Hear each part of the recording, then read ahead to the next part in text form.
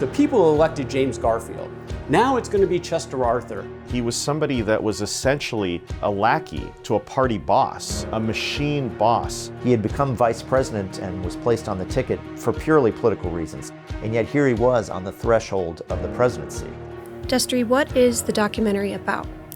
So, Dear Mr. President, The Letters of Julia Sand is about a little-known story in American history where a woman wrote 23 letters to President Chester Arthur after the assassination of James Garfield. Garfield had been someone who was looking to reform government away from the spoils system where government jobs were handed out based on people who had connections to the party.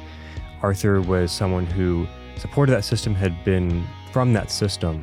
And this created a crisis where the assassin who shot Garfield did so because he wanted Arthur to become president, to lead this faction of the party back to this corrupt system.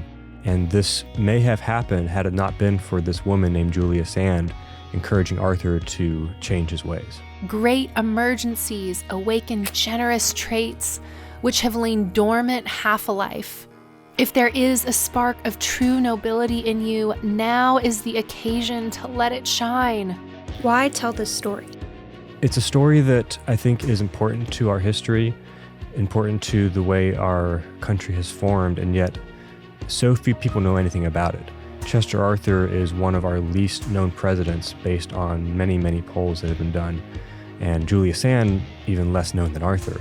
And so this is just a really good way for us to be able to bring this story and the themes inherent to the story to the forefront. Without giving too much away, what letter stood out most to you while making this documentary? I'd say probably Julia's second letter is one of my favorites. It's one she wrote right after President Garfield actually died, and she reaches out to Arthur, incredibly sympathetic to him, tells him that she looks at him as being the chief mourner of Garfield's death and of this event. Even contemplating the wife, the mother, the children of the departed has not changed your position. And I can imagine that being incredibly offensive to his family, to Garfield's family.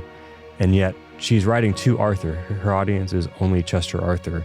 And I think for him, for what he was going through in that moment, with the entire country looking to him so suspiciously and with contempt, I think that's what he needed to hear, to realize that somebody understood the situation that he was in and what he was facing. Can people read the actual letters? So the letters of Julia Sand have been made available on the Library of Congress website within just the past few years, the original scans. We also have available on our website transcriptions of all of the letters, which are now available. You can go through and search them for the first time. What does CEI hope that people take away from the documentary? So Julia Sand's motivation for writing to Chester Arthur was because she wanted to see an American government that was there to serve the interests of the American people. And that's also why CEI exists. That's why we do what we do.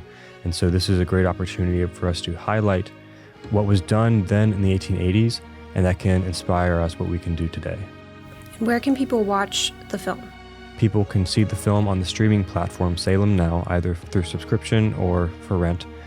It'll also be at some film festivals over the summer, including the Anthem Libertarian Film Festival in Palm Springs, California on June 11th. We'll be expanding ways you can see this as the year goes on, but those will be the first opportunities. And we're also putting together a screening tour where we can partner with other organizations to be able to show this film around the country. If you have any interest in partnering with us on that, you can reach out to us at dmp@cei.org. And she's really then trying to build him up to be a person that he has never been. You can set the course of history. Pick who you want to be. Rise to the emergency. Disappoint our fears. Force the nation to have faith in you.